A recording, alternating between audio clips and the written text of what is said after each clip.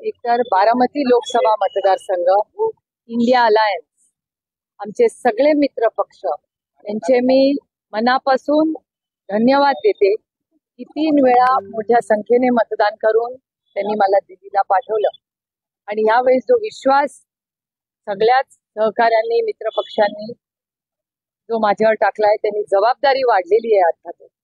आणि पुन्हा एकदा बारामती लोकसभा मतदारसंघात चौथ्यांदा फॉर्म भरायची संधी जी मला मिळाली आहे त्याबद्दल मी तमाम बारामतीकरांचे, लोकसभा मतदारसंघातल्या प्रत्येक व्यक्तीचे ज्यांनी मला इतके वर्ष जे प्रेम दिलं, सहकार्य दिलं, त्यांचे मी मनपूर्वक आभार मानतो. वाढलेल्या जबाबदारीसोबत आव्हान वाढले असं तुम्हाला वाटत नाही का?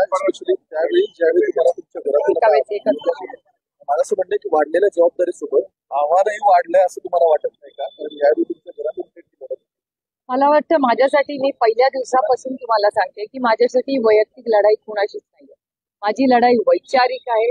केंद्र सरकार आणि महाराष्ट्र सरकारच्या चुकीच्या धोरणांच्या विरोधात आहे आणि त्याच्यामुळे समोर कोण लढतंय त्याचा मी फारसा विचार करत नाही, कारण काही वैयक्तिक नाहीच आहे माझ्यासाठी. त्याच्यामुळे आणि तुम्ही माझी सगळी भाषणं गेल्या 18 वर्षाची पार्लमेंटमध्ये काढून बघा, मी कधीच कुणावर वैयक्तिक टीका केलेली नाही आणि माझ्यावर झालेले संस्कारच नाहीये. त्याच्यामुळे मी संविधानाच्या चौकटीत राहून मायबाप जनतेच्या हिताचीच भाषणं आणि त्यांच्यासाठीच लढले.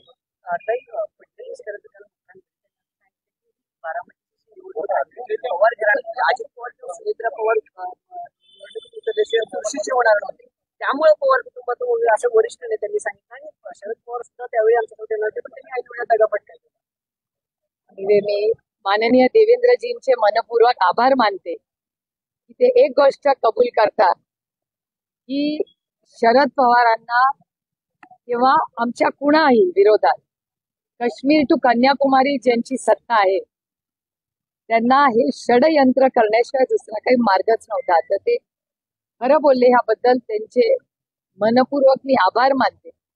आणि सातत्याने चंद्रकांत दादा एकच गोष्ट म्हणतात की आम्हाला आदरणीय शरद पवारांना संपवायचंय. त्यामुळे ही लढाई फक्त एका विचाराला, या राज्याची अभिमान असणाऱ्या आणि देशामध्ये या नेत्याकडे एका विश्वासाच्या नात्याने बघितलं जातं असं जे नाव गेले 6 दशक महाराष्ट्राच्या आणि देशाच्या राजकारणात राहिले, असं शरद पवारांच्या आणि महाराष्ट्राच्या विरोधात हे षडयंत्रणे दुर्दैव आहे. हे सातत्याने बोलतात एक, पण शेवटी त्यांच्या मनातली आणि पोटातली गोष्ट बाहेर आहे. पहिल्यांदा झालंय की साहेबांना तुम्हाला इतकंच नाही तर अगदी महायुतीचे उमेदवार असलेल्या सुनेत्रा पवारांचे पती उपमुख्यमंत्री अजित पवार यांना बारामतीमध्ये अडकून राहावं लागतं. शरद पवार बारामतीमध्ये अडकले, ते राज्याच्या दौऱ्यावर. बऱ्यापैकी पवार साहेबांचे जे दौरे बारामती किंवा भेटीगाठी झाल्यात, सभा घेतात, मेळावे घेतात, याचं असं लक्षात दौरा बघा ना त्यांचा. Let's go bye data bye evidence. काही 10,000 असं म्हणते की प्रेमामुळे एकनाथ शिंदेना अडचणी करण्याचा डाव मातोश्री केला जाणार होता. तर त्यांनी असं म्हटलंय की 2021 शरद पवार हे आमच्या सोबत येणार होते, त्याचा ऐन वेळेला त्यांनी त्यांचा निर्णय बदलला. तुम्हाला पण ही टेप ऐकून कंटाळ नाही आला. वास्तव काय, आरोप करायचे पळून जायचं, आरोप करायचे पळून जायचं. शेवटी आज कोण कुठे उभं आहे ह्याला जास्त रेलेव्हन्स राहतो आणि सातत्याने ते तेच बोलत राहतात. माझं म्हणणं आहे, इलेक्शन शरद पवारांचं आहे का देशाच्या विकासाचं आहे? त्यांना शरद पवारांशिवाय दुसऱ्याला दिसतच नाही. आणि मला असं वाटतं एक गोष्ट आपण मान्य केलीच पाहिजे की गेले 10 दशक पवार साहेबांवर टीका केली की हेडलाईन होते. याचा अर्थ की तेच नाणं 6 दशक टिकतंय ना महाराष्ट्रामध्ये. आणि शेवटी बघा, शेवटी आंब्याच्या झाडाला अजित पवार म्हणतात की 15 वर्ष बारामतीमध्ये काल अजित पवार भाषणात असं म्हणाले की तुम्हाला जे पाहिजे ते मी देतो, फक्त आमचं बटन कचाकच दाबा. त्यावरून टीका झाली. आता सर्वसाधारण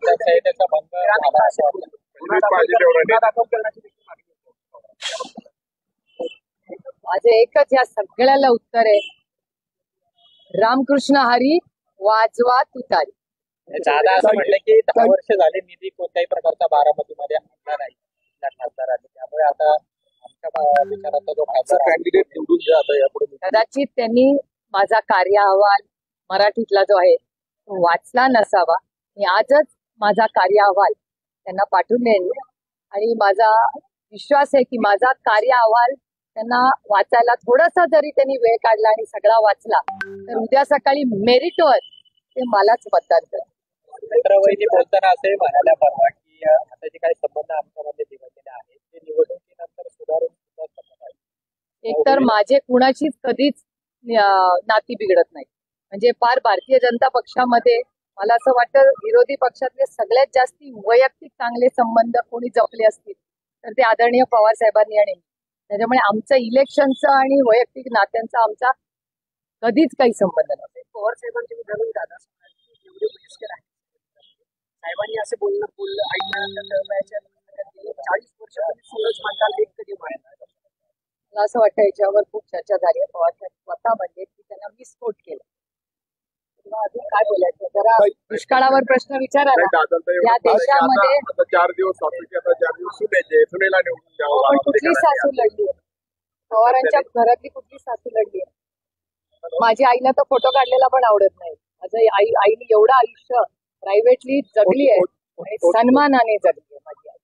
त्याच्यामुळे सासू माझा तरी माहितीप्रमाणे माझ्या म्हणजे आशा काकी असतील, सुमती काकी असतील, भारती काकी असतील, आमच्या सगळ्यात मोठ्या काकी असतील, माझी स्वतःची आई असेल, आमच्या कुठल्याही काक्या माझी म्हणजे मोठ्या काकींपासून भारती काकींकडे कुठल्याही आमच्या घरातली सासू ही कधीच राजकारणात आली नाही. त्यांचे फोटोही तुम्हाला कुठे दिसणार नाही कारण का त्या सगळ्यांनी खूप प्रायव्हेट लाईफ जगलेला आहे आणि त्या प्रायव्हेट लाईफ त्यांनी आयुष्यात तो त्यांचा चॉईस होता, तो त्यांचा निर्णय होता. पण प्रचारात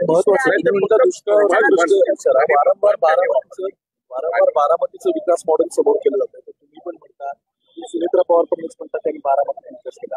मुद्दा आहे की आता बारामती शहरापुरता हा विषय नाहीये कारण बारामती लोकसभेसाठी तुम्ही दोघे अशा वेळी पुरंदर सारखा तालुका असेल, बाजूला इंदापूर असेल, अगदी बारामती शहराच्या बाजूला जवळपास 30 ते 32 गाव जिथे आता पाण्याची वाण आहे.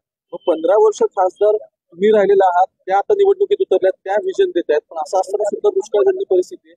इरिगेशनचे प्रोजेक्टचे वेळेत मार्गी लागणं आवश्यक होतं. त्या गोष्टींमध्ये कमतरता झाली असं वाटतं. 35 वर्ष सगळ्या भागात आमदार कोण आहे? 18 वर्ष पालकमंत्री कोण राहिलेले? सगळ्यांची जबाबदारी असते. 18 वर्ष पालकमंत्री, 35 वर्ष आमदार, अशी अनेक लोक राहिलेले आहेत ना. आणि आम्ही सगळ्यांनी तेव्हा पक्ष एकच होता ना, टीम वर्क म्हणून आम्ही काम करायचो. आज आप नॉमिनेशन फाइल करने वाले क्या भावना है? असं म्हणाले की महाविकास आघाडीच्या सरकारच्या तुम्हाला खूप त्रास दिला गेला. आता त्यांना तेच करायचं. देवेंद्र फडणवीसांना अटक होण्यासाठी आपल्या सरकारने महाविकास आघाडी मी पहिल्यांदाच ऐकतो. चंद्रकांत पाटील फक्त आदरणीय पवार साहेबांना मी संपवणार हेच त्यांच्या तोंडून मी अनेक वेळा ऐकलेलं आहे. आई समान ज्या बहिणी आहेत आज त्या नव्या आयुष्याची सुरुवात करत आहेत. पहिल्यांदाच ते आज बनणार आहेत. काय नेमकं आपल्याकडून त्यांना शुभेच्छा? नाही, माझं म्हणणं आहे जे कोणी काश्मीर टू कन्याकुमारी इलेक्शन लढणार ती लोकशाही पद्धतीने आम्ही लढतो. त्याच्यामुळे प्रत्येकाला काश्मीर टू कन्याकुमारी मनापासून शुभेच्छा देतो प्रत्येकाला. आज आप नामांकन दाखिल करने जा रहे हैं. 3 बार यहाँ की जनता ने आपको मौका दिया. आपको लग रहा है चौथी बार भी जनता आपका साथ देगी? हाँ, मेरा काम देख के, मेरा मेरिट देख के बारामती की माई बाप जनता जरूर मेरे साथ खड़ी रहेगी, ऐसा मेरा विश्वास। दादा ने लेकिन एक अपने भाषण में कहा है कि मैं आपको बहुत फंड दूंगा आप, लेकिन उसके बदले मुझे ठकाठक वोट दिए, लगातार वोट दिए, बटन दबाते रहिए. एक तरह से प्रलोभन दिया गया है फंड का मतदाताओं को. क्या एनसीपी आपकी पार्टी शिकायत करेगी इसके खिलाफ? आप ही के चैनल से मैं बहुत सारा कल आ चुका है और उससे बोलने की क्या जरूरत मुझे नहीं लगती, क्योंकि अभी इस निर्वाचन क्षेत्र में सबसे बड़ी जो समस्या है वो है पानी की. पानी में बहुत सारी जगह है, किसान है, पीने का पानी है, इसमें बहुत सारी दिक्कतें हो गई है. तो मेरे ख्याल से प्रशासन ने आज ये जो सूखा पड़ा है उसमें ज्यादा ध्यान देने की जरूरत है. महायुति के तमाम बड़े नेता यहाँ पहुंचे हुए नामांकन में, उनकी तरफ से आपको लग रहा है कि एक आपके खिलाफ, दावेदारी खिलाफ वो तमाम लोग खड़े हो गए? लेकिन मेरे खिलाफ तो देश के सारे ही खड़े हुए, वही तो कह रहे हैं, पूरा देश के जो विरोधी है वो सारे मेरे खिलाफ एक हो ही चुके. फडणवीस कह रहे हैं कि मुझे फंसाने की कॉन्स्पिरेसी की गई थी महाविकास आघाड़ी के टाइम. आप तय कर लीजिए, ये चंद्रकांत पाटिल कह रहे हैं, वो आप फडणवीस कह रहे हैं, कौन कह रहा है मुझे पता फडणवीस जी कह रहे कॉन्स्पिरेसी की पता नहीं। कौन सी कॉन्स्पिरेसी भैया, मैं तो पहली बार सुन रही हूँ। एक बात है, महिलाओं के बारे में आपका संगठन कह रहे हैं कि कल मेडिकल काउंसिल का प्रोग्राम था इंदापुर में, वहाँ पे भाषण के दौरान उन्होंने कहा कि जो सेक्स रेशो कम हो रहा है, मेल टू फीमेल रेशो वो कम हो रहा है, तो ऐसा ना बस आ जाए कि महिलाओं को द्रौपदी होना पड़ेगा। किस तरह से देखते हैं सुधार आपत्तिजनक? रामकृष्ण हरी, माधवाधिकारी, मैं देखूं, मैंने तो स्त्री भ्रूण हत्या के खिलाफ सबसे बड़ा आंदोलन मैंने ही छेड़ा था, क्योंकि स्त्री भ्रूण हत्या राज्य में बढ़ रही थी। उससे पहले मैंने एक बड़ी पदयात्रा की और हर बेटी इस देश में जो पैदा होती है उसके खिलाफ जो हो रहा है देश में, वो कहीं रुकना चाहिए। इसके लिए मैंने 15 या 18 साल पहले मैंने एक बड़ी पदयात्रा की स्त्री भ्रूण हत्या के खिलाफ।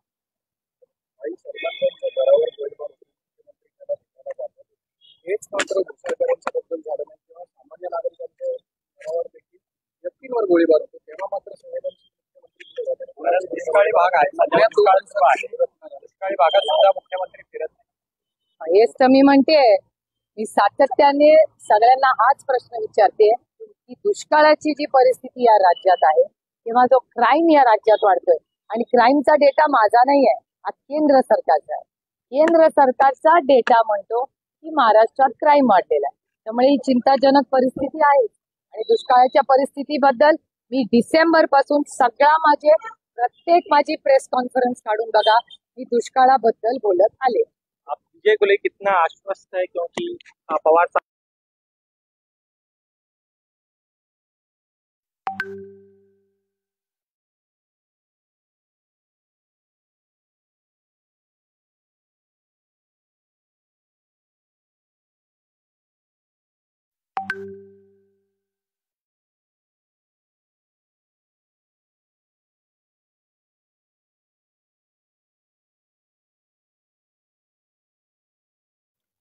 एकतर बारामती लोकसभा मतदारसंघ, इंडिया अलायन्स, आमचे सगळे मित्र पक्ष यांचे मी मनापासून धन्यवाद देते की 3 वेळा मोठ्या संख्येने मतदान करून त्यांनी मला दिल्लीला पाठवलं। आणि यावेळेस जो विश्वास सगळ्याच सहकाऱ्यांनी, मित्रपक्षांनी जो माझ्यावर टाकलाय, त्यांनी जबाबदारी वाढलेली आहे अर्थातच। आणि पुन्हा एकदा बारामती लोकसभा मतदारसंघात चौथ्यांदा फॉर्म भरायची संधी जी मला मिळाली आहे, त्याबद्दल मी तमाम बारामतीकरांचे, लोकसभा मतदारसंघातल्या प्रत्येक व्यक्तीचे, ज्यांनी मला इतके वर्ष जे प्रेम दिलं, सहकार्य दिलं, त्यांचे मी मनपूर्वक आभार मानतो। वाढलेल्या जबाबदारीसोबत आव्हान वाढले असं तुम्हाला वाटत नाही का? स्पेशली त्यावेळी ज्यावेळी तुम्हाला तुमच्या एका वेळेस एकच घरात मला असं म्हणणं की वाढलेल्या जबाबदारीसोबत आव्हानही वाढलंय असं तुम्हाला वाटत नाही का? कारण यावेळी तुमच्या घरातून मला वाटतं, माझ्यासाठी, मी पहिल्या दिवसापासून तुम्हाला सांगते की माझ्यासाठी वैयक्तिक लढाई कुणाशीच नाहीये। माझी लढाई वैचारिक आहे, केंद्र सरकार आणि महाराष्ट्र सरकारच्या चुकीच्या धोरणांच्या विरोधात आहे। आणि त्याच्यामुळे समोर कोण लढतंय त्याचा मी फारसा विचार करत नाही, कारण काही वैयक्तिक नाहीच आहे माझ्यासाठी। त्याच्यामुळे, आणि तुम्ही माझी सगळी भाषणं गेल्या 18 वर्षाची पार्लमेंटमध्ये काढून बघा, मी कधीच कुणावर वैयक्तिक टीका केलेली नाही आणि माझ्यावर झालेले संस्कारच नाहीये। त्याच्यामुळे मी संविधानाच्या चौकटीत राहून मायबाप जनतेच्या हिताचीच भाषणं आणि त्यांच्यासाठीच लढले। ताई, फडणवीस खरं तर